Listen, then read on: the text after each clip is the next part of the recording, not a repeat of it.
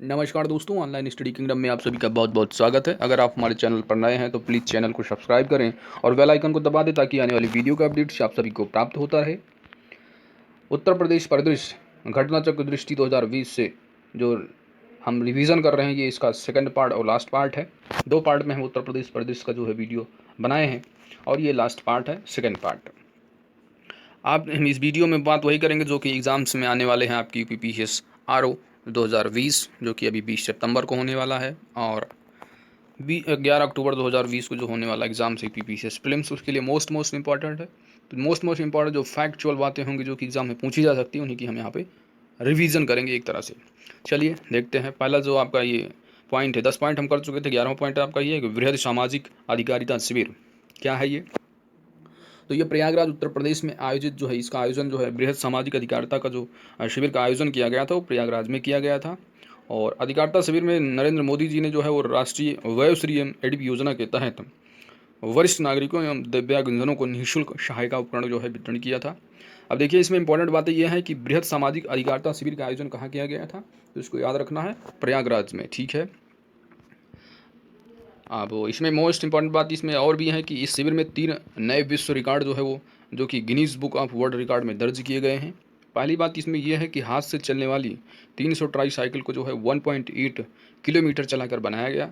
दूसरा जो रिकॉर्ड है कि हाथ से चलने वाली 626 ट्राई साइकिल को जो है 1 घंटे में निःशुल्क वितरण किया गया। पहला है ये कि हाथ से चलने वाली ट्राई साइकिल है जो कि 300 ट्राई साइकिल को जो है 1.8 किलोमीटर चलाकर बनाया गया रिकॉर्ड है।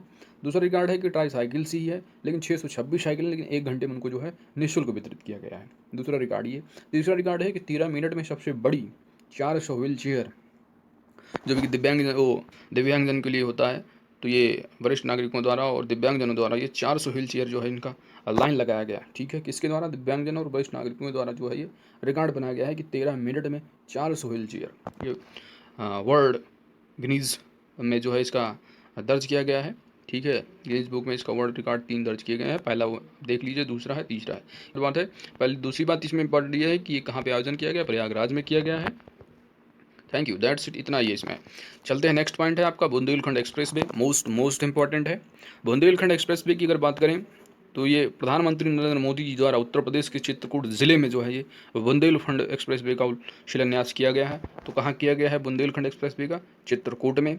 इसकी जो लंबाई होगी दोस्त वो होगी 296.07 किलोमीटर। देखिए, मोस्ट इंपॉर्टेंट बात यह है कि जो चीज़ें जैसे कि कुछ एक्सप्रेस वे होते हैं तो वो अगर न्यूज़ में है और उसकी खासियत है कुछ, तो वो पूछे जा सकते हैं कि कितने किलोमीटर उसकी लंबाई है, कहाँ कहाँ से वो गुजरेगा, तो इसलिए इम्पोर्टेंट है।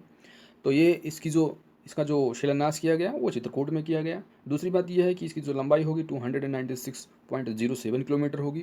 और इसका जो इसके किसके द्वारा बनाया जाएगा? तो यूपीडा के द्वारा बनाया जाएगा, उत्तर प्रदेश एक्सप्रेस वे। ठीक है। Uttar Pradesh expressway institution development authority है, उसके द्वारा इसको जो है अब बनाया जाएगा। दूसरी बात ये आती है आपकी कि ये कहाँ कहाँ से गुजरेगा। मोस्ट इंपॉर्टेंट है। अगर आपको ऑप्शन में दे दें कि ये कहाँ कहाँ से गुजरता है या कहाँ कहाँ से नहीं गुजरेगा, अब जहाँ जहाँ से गुजरता है ऑप्शन में दे दिया, वहाँ उसमें कोई एक ऑप्शन दे दिया यहाँ से नहीं गुजरता है, तो वो चीज़ आपको यहाँ पे क्लिक करना है कि कहाँ कहाँ से गुजरेगा। तो ये झांसी प्रयागराज राष्ट्रीय मार्ग से जो है इसका प्रारंभ किया जाएगा और ये बांदा, फिर महोबा होते हुए हमीरपुर पहुंचेगा। हमीरपुर से जालौन होते हुए औरैया, और औरैया होते हुए जो है इटावा के कुडरेल गांव के निकट आगरा लखनऊ एक्सप्रेस वे में से जो है ये जुड़ेगा। ठीक है। अगर इसको याद करने की ट्रिक हम बताएं, थोड़ा दिमाग लगाया जाए, तो ये लिखिए कि बंदा महान था। ठीक है। बंदा महान जब होता है, बंदा महान था और हम, ठीक है, बंदा महान था, हम जल गए और उस पर जो है ईंटा फेंक दिए। बंदा महान, दैट इज बांदा महोबा। हम हमीरपुर हो गया, जल जालौन हो गया, और औरैया हो गया, और ईंटा फेंक दिया यानी इटावा हो गया। ठीक है। इस तरह इसको थोड़ा ट्रिक लगा के याद रखिएगा। चलते हैं नेक्स्ट पॉइंट की। तो इसमें इंपॉर्टेंट ये बात देखा कि बुंदेल एक्सप्रेस वो शिलान्यास किया गया, चित्रकूट में किया गया, लंबाई 296.07 किलोमीटर है। कहाँ कहाँ से गुजरेगा? बांदा महोबा, हमीरपुर, जालौन, औरैया और इटावा होते हुए आगरा लखनऊ एक्सप्रेस में जुड़ जाएगा। नेक्स्ट पॉइंट है आपका काशी महाकाल एक्सप्रेस। तो काशी महाकाल एक्सप्रेस वे की अगर बात करें तो ये एक निजी ट्रेन है, तीसरी निजी ट्रेन है ये, जो कि ये प्रधानमंत्री जी द्वारा हरी झंडी दिखाकर इसको रवाना किया गया है काशी महाकाल एक्सप्रेस को। और ये 3 ज्योतिर्लिंग स्थलों से होकर गुजरेगी। वाराणसी जो कि बाबा विश्वनाथ का है, बनारस में है। उज्जैन महाकालेश्वर ये मशहूर है, ओंकारेश्वर भी वहीं पे है। ये 3 जो है ज्योतिर्लिंग है। ओंकारेश्वर भी कहाँ है? वहाँ मध्य प्रदेश में ही है, ठीक है। इस ट्रेन में एक सीट बाबा भोलेनाथ के लिए आरक्षित है, ठीक है। एक सीट जो है उसमें बाबा भोलेनाथ भी बैठेंगे, ठीक है। चलते हैं नेक्स्ट पॉइंट की तरफ। नेक्स्ट पॉइंट आपका है 14, गंगा यात्रा से रिलेटेड है। देखिए, गंगा यात्रा का जो शुरुआत किया गया है वो आदित्यनाथ ने जो है बिजनौर से, और राज्यपाल आनंदीबेन पटेल ने जो है बलिया में गंगा यात्रा का शुभारंभ किया। कब? 27 जनवरी 2020 को। मोस्ट इंपॉर्टेंट, 27 जनवरी याद रखना डेट, ठीक है। कब से कब तक चला है आप अभी देखेंगे, 27 से 31 तक चला था। तो ये शुरुआत जो की गई कहाँ से की गई? बिजनौर से। किसने किया? योगी आदित्यनाथ ने। और बलिया में जो है राज्यपाल आनंदीबेन पटेल ने किया था। इस यात्रा का उद्देश्य जो है गंगा को पूर्ण रूप से स्वच्छ, निर्मल एवं अविरल बनाना तथा जनमानस में इसके प्रति जागरूकता जो है वो पैदा करना है। अब देखिए कि गंगा यात्रा के दौरान भागीदार ने 27 जिलों, 21 नगर निकायों, 1038 ग्राम पंचायतों, 1638 राजस्व ग्रामों से गुजरते हुए 1338 किलोमीटर की यात्रा की। इसमें ये इंपॉर्टेंट नहीं है, इसमें इतना इंपॉर्टेंट है कि जो यात्रा थी वो कितने किलोमीटर की थी। तो यात्रा जो थी दोस्त वो 1338 किलोमीटर की थी, ठीक है। 1338, बड़ा आसान है याद रखना, 1338 है। इसने इतने किलोमीटर की जो है इन्होंने यात्रा की है। और ये कहाँ से यात्रा की शुरुआत की गई? तो बिजनौर से योगी जी ने शुरू की, और आनंदीबेन पटेल जो है राज्यपाल जी ने जो है वो शुरू किया जो बलिया में। और ये यात्रा जो है कब से कब तक चली है? तो यात्रा जो चली है ये कब से कब तक है? तो यात्रा जो चली गई है वो है 27 जनवरी से 31 जनवरी तक, ठीक है। और मोस्ट इंपॉर्टेंट बात यह है कि उत्तर प्रदेश देश का ऐसा पहला राज्य है जो इस प्रकार की गंगा यात्रा का आयोजन हुआ है, ठीक है, उत्तर प्रदेश।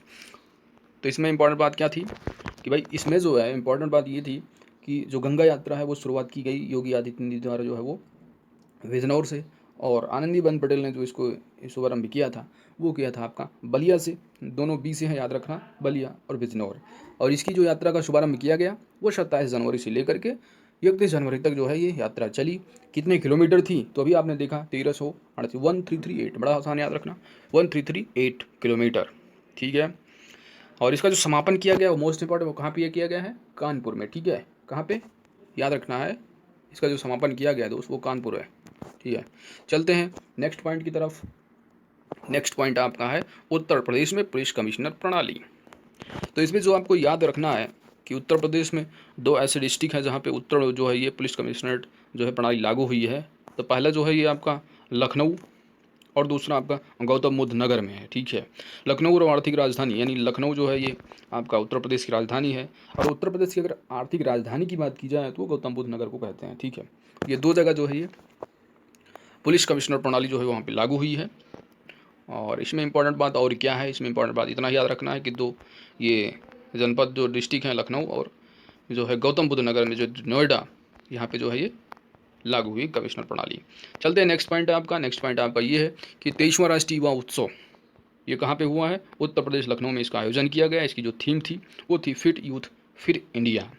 ये आप जानते हैं ये स्वामी विवेकानंद के जन्मदिवस पर मनाया जाता है। तो 157वीं जयंती थी उनकी, और इसका आयोजन युवा कार्यक्रम एवं खेल मंत्रालय भारत सरकार तथा उत्तर प्रदेश सरकार द्वारा संयुक्त रूप से किया गया है। और पहला जो मनाया गया था ये 1995 में मनाया गया था। चलते हैं नेक्स्ट पॉइंट की तरफ।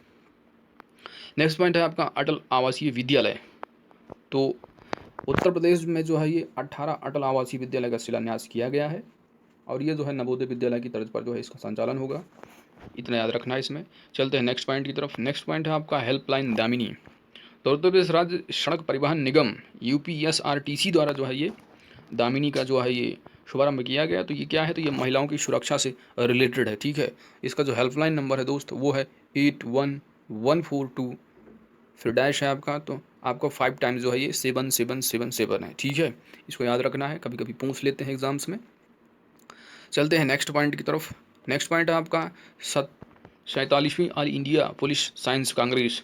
देखिए ऑल इंडिया जब पुलिस साइंस कांग्रेस का जो आयोजन किया गया है, ये इंपॉर्टेंट है कि कहाँ पे आयोजन किया गया है, याद रखना। ये all India police science Congress की बात की जा रही है, तो ये लखनऊ में आयोजित किया गया है। ऑल इंडिया अगर ऑप्शन में दे देंगे कि लखनऊ, मुंबई, नई दिल्ली या चेन्नई, तो आप कंफ्यूज नहीं होना। बहुत लोग लगा देंगे ऑल इंडिया है तो दिल्ली लगा दे, दिल्ली नहीं, लखनऊ ऑप्शन लगाना है, ठीक है। इसका आयोजन bureau of police research and development द्वारा जो है प्रत्येक वर्ष किया जाता है, और ये तीसरा अवसर था जो कि लखनऊ में इसका आयोजन किया गया है।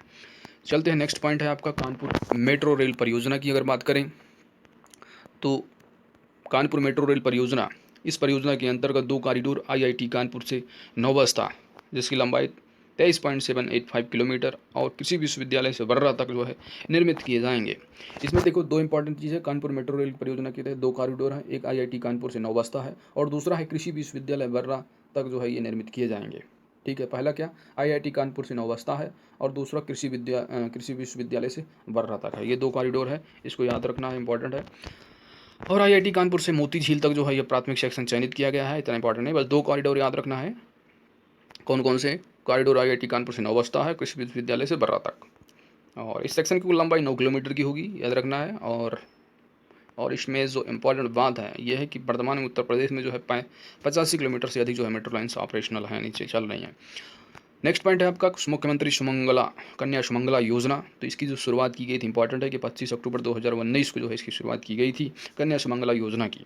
इस योजना के अंतर्गत कन्या शिशु के जन्म से लेकर स्नातक जो है वो विभिन्न चरणों में सरकार द्वारा 15,000 रुपये की धनराशि प्रदान की जाएगी। देखिए वो कितने चरणों में की जाएगी, ये सब मेंस के क्वेश्चन हो सकते हैं, लेकिन प्रीलिम्स में ये होगा कि इसके कितनी धनराशि प्रदान की जाएगी। आप याद रखना 6 चरणों में है वैसे, लेकिन आपको याद रखना है यहाँ पे कि जो अमाउंट है वो 15,000 रुपये की धनराशि है। दूसरी बात यह है कि योजना के अंतर्गत वही इसमें लाभान्वित होंगे जिनकी जो है वार्षिक आयु कम से कम जो है 3 लाख रुपये, यानी मैक्स टू मैक्स यानी 3 लाख। ठीक है, जिनके अंदर 3 लाख रुपये या उससे कम वार्षिक वाले आय को जो है, यानी जिनकी आयु अगर 3 लाख से ऊपर है तो वो उनमें जो है वो लाभान्वित नहीं होंगे, इस योजना के अंतर्गत उनको नहीं लाया जाएगा। ठीक है, मैक्सिमम 3 लाख है जिनकी वार्षिक आय। और इस योजना का जो लाभ है वो किसी परिवार की अधिकतम 2 बच्चियों को ही प्राप्त होगा। ठीक है, अमाउंट कितना है 15,000। उसके लिए जो योग्यता है वो मैक्सिमम भाई वार्षिक आय 3 लाख होनी चाहिए। दूसरी बात है मैक्सिमम जो बच्चे हैं वो मैक्सिमम 2 बच्चियों के लिए है। नेक्स्ट पॉइंट है आपका बाल प्रगति सूचकांक 2019। तो ये बाल प्रगति जो सूचकांक है इंस्टीट्यूट फॉर कॉम्पिटिटिवनेस द्वारा जो है नई दिल्ली में जो है जारी किया गया है। दूसरी बात है उत्तर प्रदेश के इसमें 71 जिलों को शामिल किया गया है। तो ये बाल प्रगति सूचकांक, अब इसमें देखिए इसमें जो इम्पोर्टेंट है वो ये है कि बाल प्रगति सूचकांक में जो है ये गौतम बुद्ध जो नगर है वो सबसे बेहतर प्रदर्शन करने वाला है और सबसे निचले जो स्तर पे हो बलरामपुर है। प्रयागराज का जो स्थान है वो 14वां है। ठीक है, अभी पहले दूसरा तीसरा याद करना चाहें तो पहले गौतम नगर, दूसरे पे जो है गाजियाबाद और तीसरे पे जो है वो बागपत है, जीजीबी। चलते हैं नेक्स्ट पॉइंट ये है कि निम्न बाल प्रगति करने वाले वही बलरामपुर है, पहले पे जो है गौतम बुद्ध नगर है, प्रयागराज का 14वां स्थान है। और फर्स्ट पहला दूसरा की अगर बात करोगे तो जीजीबी यानी गौतम बुद्ध नगर गाजियाबाद, और बी से आप चाहेगा आपका क्या बागपत। चलते हैं नेक्स्ट पॉइंट आपका है स्वच्छ वायु मोबाइल ऐप।